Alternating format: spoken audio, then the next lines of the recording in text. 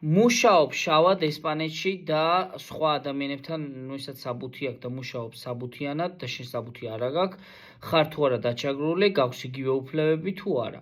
პასუხი არის, რომ შენ გაქვს უფლებები იგივე, რადგან იქიდან გამომდინარე, რომ შენ საბუთი არ გაქვს, მაგრამ მუშაობ იგივე პირობებით, შენ როდესაც თუ სიტყვაზე სამსახურიდან გამოშვები დაგემუქრნენ, ან მაგალითად ხელფასი არ გადაგიხადენ შემდგომ გათავისუფლების შემდგომ იგივე, ან ფინიკიტო, რაც მოისაზრება და ძალიან მნიშვნელოვანია, რომ გქონდეთ ამის უფლება, რა თქმა უნდა, დროულად, იმიტომ რომ თუ დროულად არ მოხდა სამართალში, ჯერ დრო არ და მერე სამართალი, აუცილებელია გაითვალისწინოთ, რომ თქვენი უფლებები არის იგივე.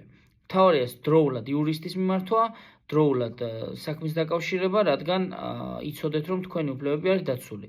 თუმცა ნუ შეგეშლებათ ის შემთხვევა, როდესაც თქვენ გაქვთ საბუთი და მუშაობთ სპეციალურად შავად. ასეთი შემთხვევებიც არის, ამ შემთხვევაში კანონმდამღვევი თქვენც ხართ.